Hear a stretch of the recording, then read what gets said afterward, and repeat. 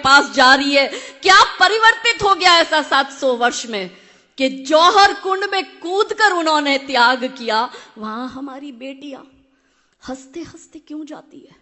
3 प्रश्न अपनी अंतरात्मा से करना। पहला प्रश्न, जो हमारी बेटी हमारे घर में jeans, T shirt, frocks, short, skirt, midi, sleeveless, backless सब पहनती है, वही हमारी बेटी उस अब्दुल आफ्ताब के घर जाके बुर्खा पहनने को कैसे तैयार हो जाती है? ये पहला प्रश्न।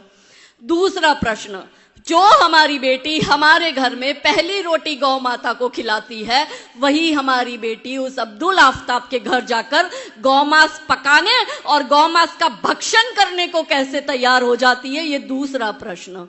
तीसरा और अंतिम प्रश्न, जो हमारी बेटी को अपने घर में अपने भाई बहन से ज्यादा कम शेयरिंग मिलता है ना, कि बेटियां कंप्लेन करती है आपने भैया को ज्यादा दिया, मुझे कम दिया, दीदी को 2 जीन्स लाके दी, मुझे 1 जीन्स दी, दीदी को 200 रुपए वाली पहन दी, मुझे 180 रुपए वाली। छोटी मोटी नोकझोंक हर घर में हर भाई बहन में होती है। वही हमारी बेटी उस जिहादी के घर जाके 3-3 सौतनों के साथ रहने को कैसे तैयार हो जाती है? वो 4 निकाह करना उसमें जायज है।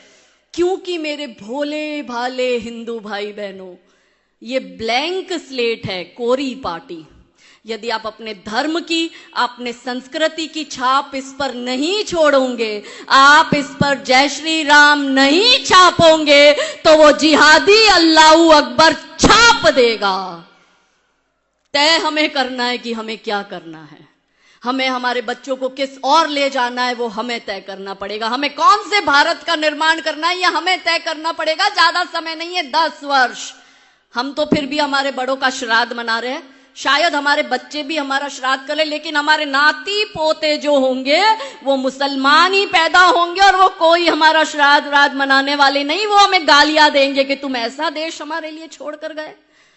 है कोई हिंदुओं का देश? पैसे वालों को बहुत घमंड है, हम अमेरिका भेज रहे हैं, हम कनाडा भेज रहे हैं, हम ऑस्ट्रेलिया भेज रहे हैं। अरे आप 100 करोड़ हो, आप अपने देश में सुरक्षित नहीं हो, तो ये 30 करोड़ और 10 करोड़ और 5 करोड़ के देश में आप सुरक्षित हो क्या? कहने के लिए हमें भारत मिला, पास में बांग्लादेश में अभी क्या हो रहा है वो लाइव चल रहा है। केरला स्टोरी आप लोगों ने देख ली, कश्मीर फाइल आप लोगों ने देख ली, लाइव अभी चल रहा है बांग्लादेश स्टोरी। और अपने ही देश में हमारे हिंदू शरणार्थियों को शरण लेनी पड़ी। कौन से देश में? किसी इस्लामिक देश में किसी मुस्लिम को शरण लेते हुए देखा? किसी ईसाई देश में किसी ईसाई को शरण लेते हुए देखा? इस भारत देश में हिंदू आज भी शरणार्थी बने घूम रहा है। तो ये चिंता का विषय है। हमारे पास कहने को अपना एक देश भी नहीं, और ये जो महान मातृभूमि हमें मिली है, यदि हम इस देश की भी रक्षा नहीं करते हैं तो आने वाला भविष्य खतरनाक है। तो समर्थ नारी समर्थ भारत पर आज जो हमारी चर्चा हुई, इस चर्चा में अंत में, क्योंकि मारवाड़ी लोग हैं और महाराणा प्रताप के साथ हमारा कनेक्शन है, तो महाराणा प्रताप की मृत्यु की साधना बताकर अपनी वाणी को विराम दूंगी कि अकबर और महाराणा प्रताप के बीच का घनघोर युद्ध, महाराणा प्रताप ने करी मृत्यु की साधना। अकबर के साथ वो भी लोग थे जिनको अकबर के साथ रहना चाहिए था, और अकबर के साथ वो भी लोग थे जिनको महाराणा प्रताप के साथ रहना चाहिए था। इसमें 4 प्रकार के लोग आए। बुद्धिशाली लोग, जो कुछ हेल्प नहीं करते, वो फ्री का सजेशन देते, वो तब भी चलता था, वो अब भी चलता है। और कमजोर कायर डरपोक लोग जब खुद युद्ध में शामिल नहीं हो पाते, तो जो युद्ध लड़ रहा है उसका भी पैर खींचने की कोशिश करते हैं। तो इसमें एक वर्ग था बुद्धिशाली लोगों का। वो गया महाराणा प्रताप के पास में और उसने कहा कि आप उसकी सेना देखो कितनी बड़ी, आप अपनी सेना देखो कितनी छोटी, आप ये युद्ध लड़ भी नहीं सकते, आप ये युद्ध जीत भी नहीं सकते। तो बुद्धि कहती थी टक्कर असंभव है। फिर गणितज्ञ लोग गए, वो लोग होते ना जो हर बात में कैलकुलेशन करते हैं, वो जाके सारा ले आया, इतने हाथी, इतने घोड़े, इतनी सेना, आप ये उसका देखो, आपका देखो, आप ये युद्ध लड़ नहीं सकते। तो गणित ने कहा कि विजय असंभव है।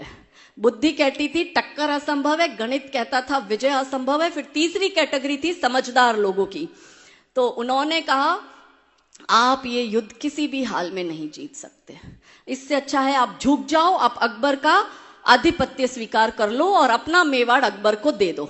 और चौथा था उसके रिश्तेदार, उनको पता था ना तो ये झुकेंगे, ना ये कन्वर्ट होंगे, ना अपना ये राजपाट देंगे, ये तो हर हाल में युद्ध करेंगे मगर जीतने वाले नहीं है क्योंकि उसकी संख्या ज्यादा है। तो एक काम करो, रिश्तेदारों ने कहा भाग जाओ, तो बुद्धि कहती थी टक्कर असंभव है, गणित कहता था विजय असंभव है, समझदार ने कहा झुक जाओ और रिश्तेदारों ने कहा भाग जाओ।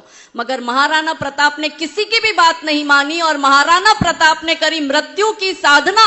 और उन्होंने कहा, ये महाराणा प्रताप के शब्द है कि जब मनुष्य का सम्मान के साथ जीना असंभव हो जाए तो मनुष्य को सम्मान के साथ मर जाना चाहिए। अब इस मातृभूमि के लिए यदि हम सम्मान अर्जित नहीं कर सकते तो केसर या बाना पहनकर मैं तो निकल पड़ी हूं, क्योंकि उसी योद्धा की भूमि की मैं भी एक बेटी हूं। लड़कर मर जाऊंगी पर झुकूंगी नहीं। और इसलिए महाराणा प्रताप ने कहा, भविष्य के द्वार खोल दिए कि भाई कुत्तों की तरह दुम मत हिलाना, इस मातृभूमि के लिए और धर्म के लिए लड़कर मर जाना, मगर आधीनता स्वीकार मत करना। ये महाराणा प्रताप की मृत्यु की साधना।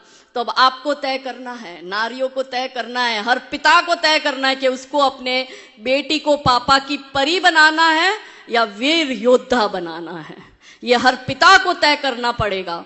तो थे चले इतिहास लिखने, थे चले इतिहास लिखने, मृत्यु से घबरा रहे हो, चाहता बलिदान है रण और तुम घर को आ गए हो। ये अहिंसा मात्र ब्रह्म है, ये अहिंसा मात्र ब्रह्म है। शत्रुओं का जाल है ये, मान लो तुम बात मेरी, हिंदुओं का काल है ये। यदि अहिंसा पूज्य होती श्री कृष्ण क्यों गीता सुनाते और शांति हेतु युद्ध निश्चित भेद क्यों हमको बताते। कायरों की भांति तुम क्यों युद्ध से कतरा रहे हो, चाहता बलिदान है रण और तुम घर को आ गए हो। सो रहे हैं जो अभी तक दर्प सारे जाग जाए, सो रहे हैं जो अभी तक दर्प सारे जाग जाए, अब उठो उद्घोष करो कि सर्प सारे भाग जाए। ये समय संग्राम का है, तुम स्वयं से टकरा रहे हो, चाहता बलिदान है रण और तुम घर को आ गए हो। भेद सारे भूल कर और वर्ण सारे भूल कर, भेद सारे भूल कर सोचो कि हम अतिरेक है और भींच लो सब मुट्ठिया,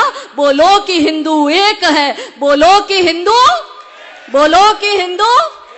तो आज मैंने सूरज से बस जरा यूं ही कहा, आपके साम्राज्य में इतना अंधेरा क्यों रहा। तमतमाकर वो दहाड़ा बोला, मैं अकेला क्या करूं, तुम बेफिक्रों के लिए मैं भला कब तक लड़ूं। आकाश की आराधना के चक्करों में मत पड़ो, संग्राम ये घनघोर है, कुछ मैं लड़ूं कुछ तुम लड़ो। बोलो सियावर रामचंद्र की, पवन सुत हनुमान की, उमापति महादेव की, रुक्मणी